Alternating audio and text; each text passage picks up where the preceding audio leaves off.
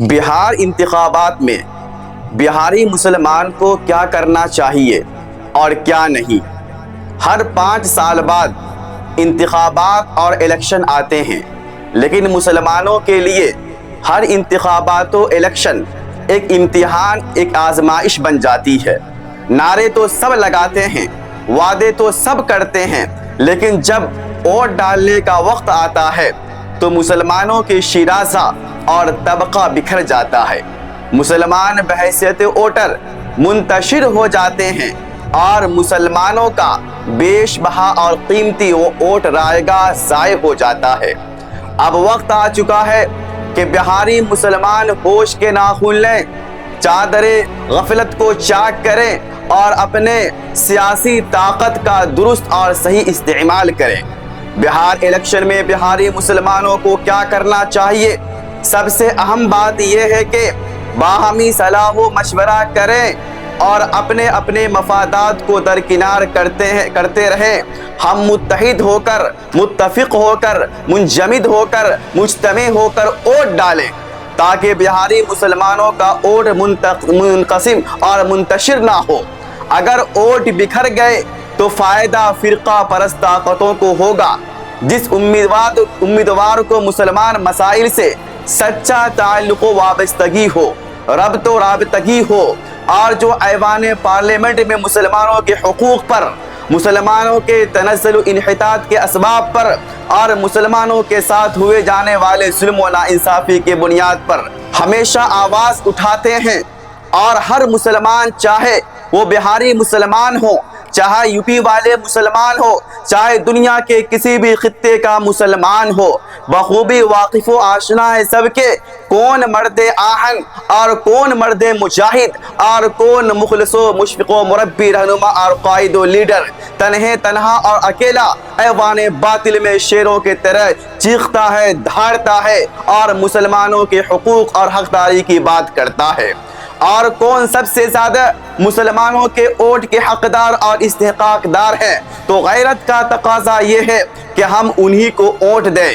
اور بہاری مسلمانوں سے دردمندانہ اپیل ہے، درخواست ہے کہ امیدواروں کی نیت اور کردار کو دیکھیں، کسی پارٹی کے بڑے چہرہ یا وعدوں پر نہ جائیں، بلکہ امیدواروں کی ذاتی حیثیت، اس کا کردار، اس کے ماضی کے کاموں کارکردگی اور مسلمانوں کے مسائل پر اس کے جو موقف ہے ان کو دیکھیں، پرکھ لیں، جانچ لیں، سمجھیں۔ ہمارے بہاری مسلمانوں کو چاہیے کہ تعلیم، روزگار اور تحفظ کے مسائل کو ترجیح دیں۔ مسلمانوں کو چاہیے کہ صرف مذہبی جذبات میں آ کر، بلکہ مذہبی جذبات میں پر نہیں، بلکہ اپنے تعلیمی، معاشی اور سماجی تحفظ کو مد نظر رکھتے ہوئے ووٹ ڈالیں۔ بہاری مسلمان کو چاہیے کہ اپنے اندر سیاسی شعور، ظہور، نور، بصیرت پیدا کرے۔ گاؤں، محلے، مسجد، مدرسہ اور تعلیمی اداروں میں نوجوانوں میں سیاسی شعور کو پیدا کرے، انہیں بتائیں کہ ووٹ صرف ایک حق نہیں ہے بلکہ ایک امانت ہے، اور بہاری مسلمان کو بہار انتخابات میں کیا نہیں کرنی چاہیے۔ صرف اپنے پارٹی، اپنے عہدے کے لالچ میں کسی بھی پارٹی کے نام پر اندھا اعتماد اور اندھی تقلید نہیں کرنی چاہیے۔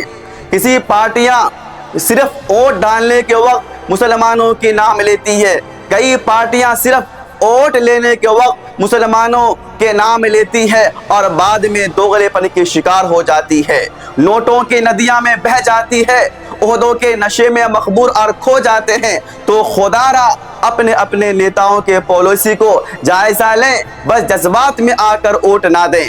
بہاری مسلمانوں کو چاہیے کہ فروعی اختلافات میں نہ بٹیں، فقہی یا مسلکی اختلافات کو سیاسی اتحاد کے راستے میں قدغن اور رکاوٹ نہ بننے دے۔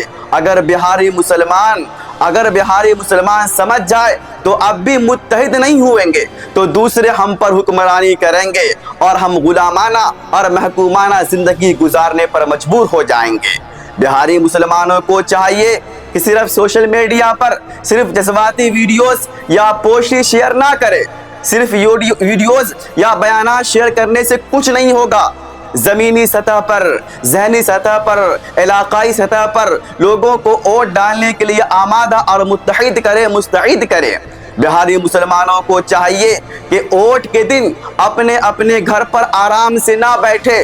سب سے بڑی غلطی ہم مسلمانوں میں یہ ہے کہ ووٹ کے دن سستی، مایوسی، لاپرواہی کا مظاہرہ کرتے ہیں۔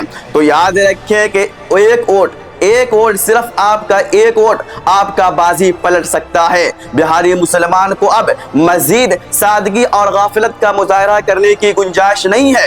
یہ وقت جاگنے کا ہے، شعور سے فیصلے لینے کا ہے۔ اگر آج ہم نے صحیح قدم نہیں اٹھایا تو آنے والے 5 سال پھر اندھیرے میں گزر جائے گی۔ تو ووٹ کی طاقت کو سمجھے اور ووٹ کا استعمال ایمانداری سے، دانش مندی سے، ہوش مندی سے اور اتحاد سے کریں، کیونکہ ہماری تقدیر اور ہمارا مستقبل بدلنے والا صرف ایک ہتھیار ہے اور وہ ہے ہمارا ووٹ۔